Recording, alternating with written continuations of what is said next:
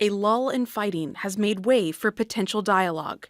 The Ethiopian government is pardoning a number of high-profile political prisoners, including members of the rebel Tigray People's Liberation Front. The government has been fighting the TPLF for more than a year amid ethnic and tribal tension. Prime Minister Abiy Ahmed's government says the pardon's purpose is to pave the way for a lasting solution to Ethiopia's problems in a peaceful, nonviolent way, especially with the aim of making the all-inclusive national dialogue a success. It was not immediately clear how many of those granted amnesty have been freed. The war in the north has claimed the lives of thousands of people and left hundreds of thousands more facing famine conditions in Tigray, which is under what the United Nations says is a de facto blockade.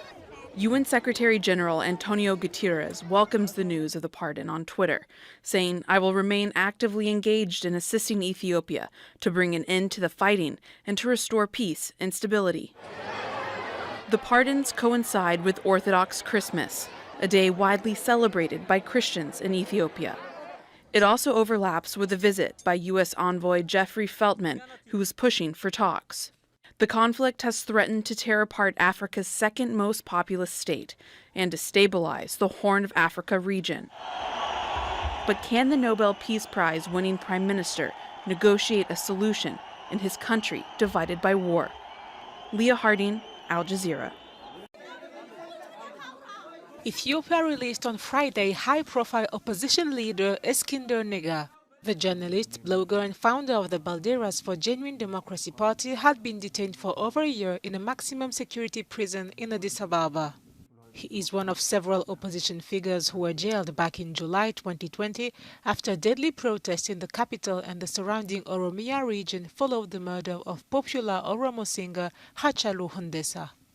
The release of the 52-year-old man was announced on the Facebook page of his political party. There is speculation that other prominent figures could be freed since the news of the release of Esikndr came after Prime Minister Abiy Ahmed issued a statement on Orthodox Christmas calling for national reconciliation. The Ethiopian government has announced amnesty for a number of high-profile political prisoners, and this includes pardons that have been extended to people of the opposition Tigray People's Liberation Front and also the Oromo ethnic group. It is important to note that these pardons have come in the backdrop of the long-drawn civil war in northern Ethiopia, where fighting broke out in November 2020. And after months of tensions with the TPLF, the conflict is now witnessing a period of cessation after the Ethiopian Prime Minister Abiy Ahmed held the recapture of a host of key towns from the Tigrayan People's Liberation Front. The Prime Minister, after a 14-month-long conflict, is now calling for national reconciliation and unity. The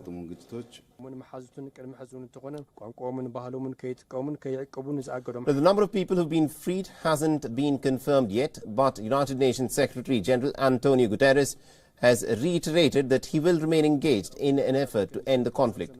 He said, and I quote, "I will remain actively engaged in assisting Ethiopia to bring an end to the fighting and also to restore peace and stability."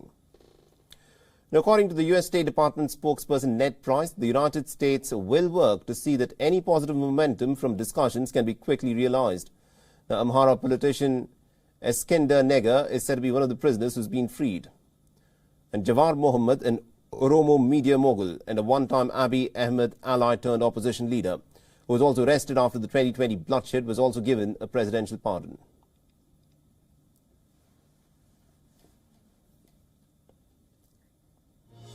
WION is now available in your country. Download the app now and get all the news on the move.